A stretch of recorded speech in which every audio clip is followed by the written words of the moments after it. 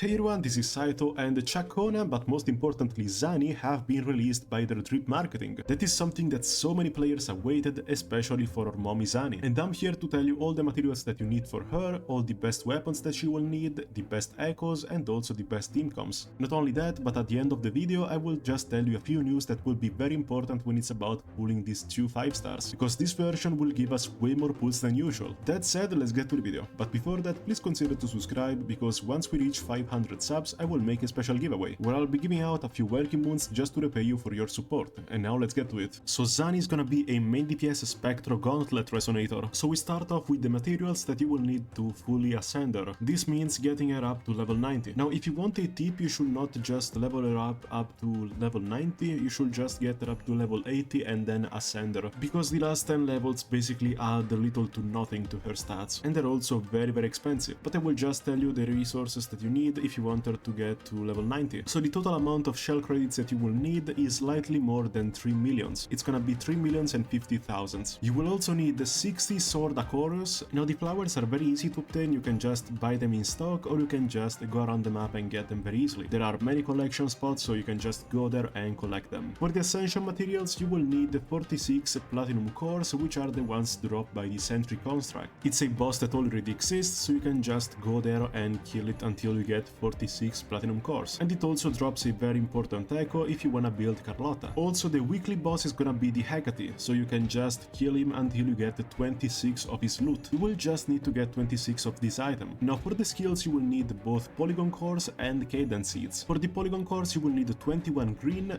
40 blue, 52 purple, and 61 golden. Overall, they are very easy to get. You can get them basically everywhere if you just kill the enemies, and you can just convert them from the other ones. For example, you can convert 2 whispering cores into a polygon core, and that works for basically any other ascension material. But otherwise, just go around killing enemies and you will get them fairly easily. Plus, you can get them from events. For example, there is one right now that just gives you a lot of these things, and you can also buy them from the shop. However, I don't really recommend it, because you will need those points to get the wishes, I mean the pulls. And because she's going to be a gauntlet resonator, you will need the cadence seeds. In particular, 25 green ones, 28 blue ones, 55 purple ones, and 67 golden ones. Just keep in mind that these are stats that work for every single resonator. It's not that like she needs more of that, it's just the average normal amount of materials that you need. But just remember that 67 golden ones are a lot of materials, so it's better if you just start pre-farming now, because otherwise it's gonna take you, I think, at least a week, if not more. Now we can finally start talking about how to build her. First of all, we have the weapon, and of course the best one is gonna be the signature weapon, which first of all has a base attack of 588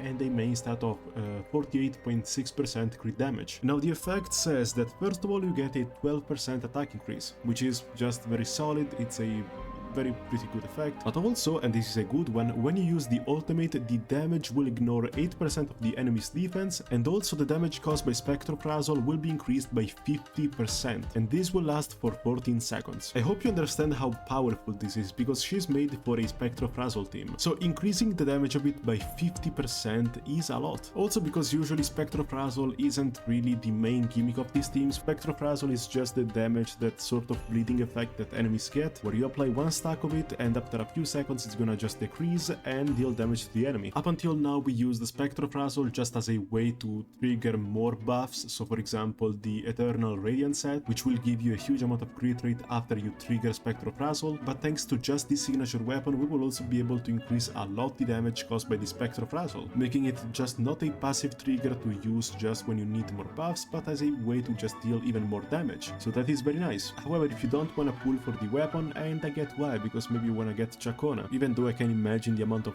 just Zani sims that will be there, including me. I'm fucking so hyped about her. You can use the Verity's Handle, which will give you a 24% crit rate, which is very nice. It's basically the same thing, like the crit value is the same, 24 crit rate equals to 48% crit damage. And also you get a 12% attribute damage bonus, which is still very good for her. However, this bonus effect is kind of useless, which will increase your Resonance Liberation damage after you use the Resonance Liberation, animation, so this isn't really that useful for her because this was just made for Shangli Yao, but the 24% crit rate, a very high attack and also a 12% attribute damage bonus is still very good for her, still better than any 4-star alternative. However, another very good option is gonna be the Abyss Surges, which unfortunately have a main stat that is attack and not crit damage or crit rate, because every character really needs a lot of crit value, but attack percent is still pretty nice. And you also get on top of it a 12.8% energy regen buff. Also, it has a pretty nice effect that when you use this skill on the opponents, you will increase your basic attack damage bonus by 10% for 8 seconds, and vice versa, so when you hit the opponents with a basic attack, you will increase your skill damage by 10% for 8 seconds, meaning you will always have a 10% skill and basic attack damage bonus. Overall, this is a pretty solid weapon, however I do think that Verity's Handle is far better than this, simply because of crit rate being the main stat, but overall it's still very nice. Just like with Verity's Handle, this is far better than any other 4-star alternative. Lastly, I think that the only 4-star that is gonna be good on her is gonna be the Stoneheart, which has a crit rate as the main stat and will increase your ultimate damage by 18% for 15 seconds after you do the resonance skill. And that's it for the weapon, so as you can see, many of them are just 5 stars, so she's gonna be a pretty expensive character. But that's just because 4 stars in this game aren't that great when it's about weapons, so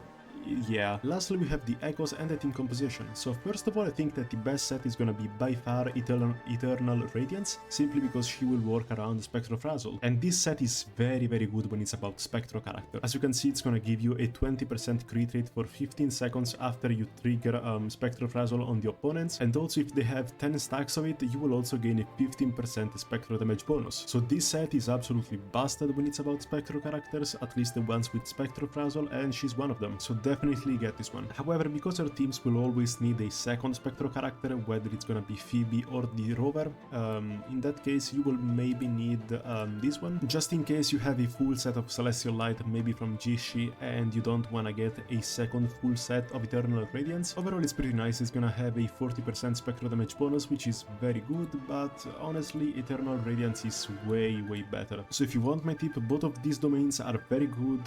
This one is if you wanna also build Carlotta, so you get 2 of them out of a single domain, and this one I honestly don't even know what it's for, because Moonlit Clouds is a very easier set to achieve, because this one will require you to have 350% energy regen, but I feel like this is just gonna be the best set for a future sub DPS that we still don't have, so you could like pre-build this in advance. So if you have Carlotta built, just go for this set, otherwise use this one. Also because again, you will need at least 2 characters that will be fully built with this set, so it's gonna be a lot of echoes. And that is because of the team composition, so I think that she's gonna be very powerful with Phoebe. So the best team is gonna be Zani, Phoebe and the Shorekeeper, of course. But if you don't have Phoebe just like me, then I think that the Rover is gonna be very good on her. She's free to play, she deals a lot of damage, and is also just very easy to play. You can apply Spectral Frazzle very well with her, and if Zani has the signature weapon, it's gonna be way stronger. As for the Shorekeeper, she's not leaving the spot anytime soon, otherwise you could use Verena if you don't have her, but the good thing is that they are both Spectro. So if you put this team against an enemy that is particularly weak against Spectro, then even the healer is gonna be pretty good. Also don't forget the Shorekeeper that is gonna be able to amplify your damage by 15% with the outro skill and can just save you from a fatal hit, alongside just buffing your crit rate and crit damage. So yeah, this is by far the best team that I can think of. Zani, Phoebe and Shorekeeper, and I feel like it's also gonna be the best team in the whole game. But the Spectro Rover is also gonna be very nice. And that concludes the video. Now for what I was saying about the beginning of the video, where we were gonna get some news for getting more pools, that is because of the game's anniversary being very close. It's gonna be on May, about the end of May. This is gonna be very nice because they are gonna give you a lot of rewards. That's what I'm thinking. It's not gonna be like Genshin. We are going to get at least, I feel like,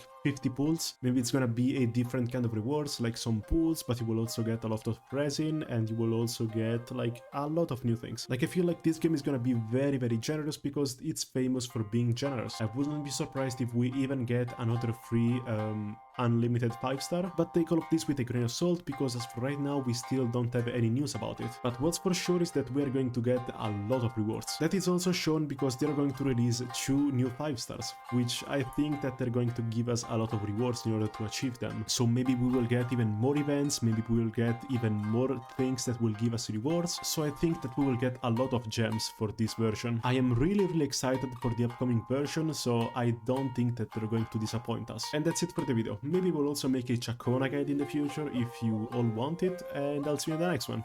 Bye!